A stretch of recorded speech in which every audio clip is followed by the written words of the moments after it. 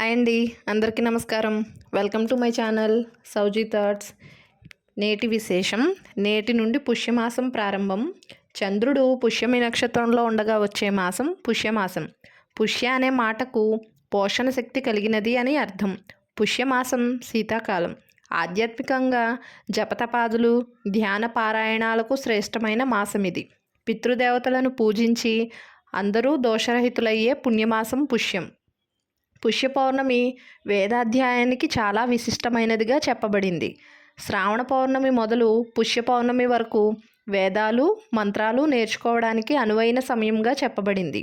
విష్ణువుకు ఇష్టమైన మాసం ఆశ్వీయుజం, శివునకు కార్తీకం. అలాగే పుష్యమాసం శనీశ్వరుడికి పరమ ప్రీతికరం. ఎందుకంటే ఆయన జన్మ నక్షత్రం పుష్యమి. ఈ నెలంతా శనేశ్వరుని పూజించే వారి పట్ల శని ప్రసన్నుడై శుభాలు కలిగిస్తాడని పురాణాలు చెబుతున్నాయి. ఏలినాటి శనితో బాధపడేవారు ఈ మాసంలో రోజు ఉదయాన్నే శుచిగా స్నానం చేసి శనీశ్వరుని భక్తితో ప్రార్థిస్తారు. పౌర్ణమి నాడు శనికి తైలాభిషేకం జరిపించి నువ్వులు దానమిస్తారు.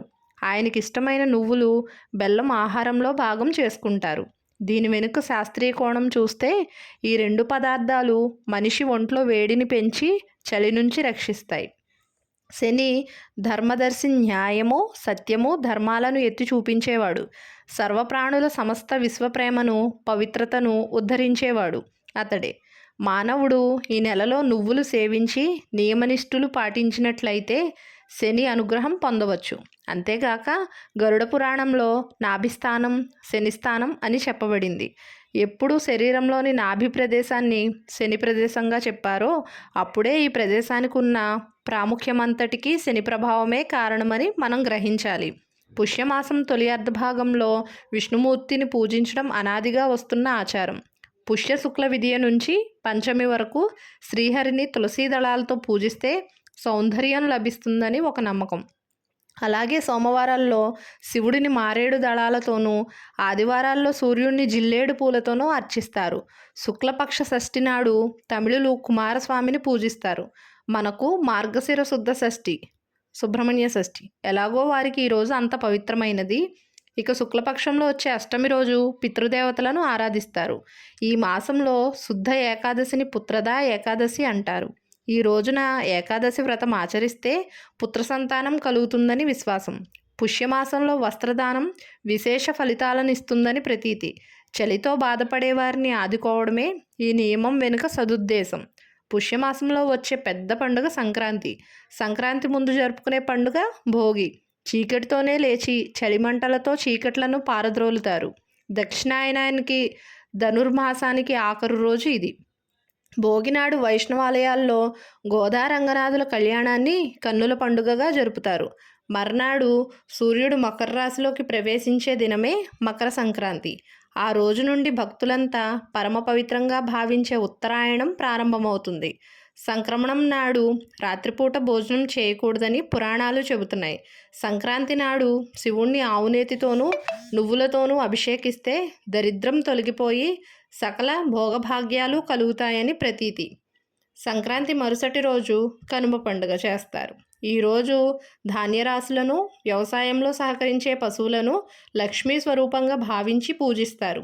పుష్య బహుళ ఏకాదశిని విమలైకాదశి, సఫలైకాదశి, షష్ఠిలైకాదశి, కళ్యాణ ఏకాదశి అని పిలుస్తారు. సున్నిపిండితో ఒంటిని రుద్దుకుని నువ్వులు కలిపిన నీటిలో స్నానం చేయడం, నువ్వుల్ని ఆహారంలో భాగం చేసుకోవడం, మంచినీటిలోనూ నువ్వులు కలుపుకొని తాగడం, తిలదానం చేయడం ఈ ఏకాదశి రోజు చేస్తారు. ఈ మాసంలో ఆఖరు రోజైన అమావాస్యను చొల్లంగి అమావాస్య అంటారు. ఈరోజు నదీ స్నానాదులు చేసుకుని దైవ దర్శనం చేసుకుంటే శుభాలు కలుగుతాయి. పితృతర్పణాలు, ఆబ్దికాదులు ఉంటే వారి పేరుతో అన్నదానాలు పేదవారికి చేస్తే విశేషించి పుణ్యఫలంతో పాటు పితృదేవతల అనుగ్రహం కలుగుతుంది. పుష్యమాస్యంలో సూర్యోదయ సమయంన ప్రసరించు సూర్యకాంతి అద్భుతమగు యోగ చైతన్యంను ప్రసాదింపగలదు. పుష్యమి చాలా అద్భుతమైన నక్షత్రం. చెప్పలేనంత కాంతిని దర్శనం చేయించే మాసం పుష్యమాసం. ఉత్తరాయణ పుణ్యకాలంలో సూర్యుడు దక్షిణం నుండి ఉత్తర దిశగా పయనం సాగిస్తాడు, అనగా ఊర్ధ్వముఖంగా ప్రయాణము.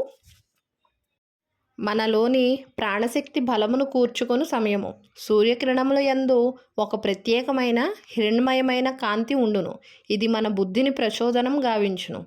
మనస్సును అంటిపెట్టుకున్న స్వభావం నందలి అశుభములను ఆ కాంతి హరింపగలదు.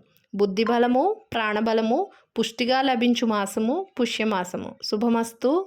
సమస్తలోక సుఖినో భవంతు.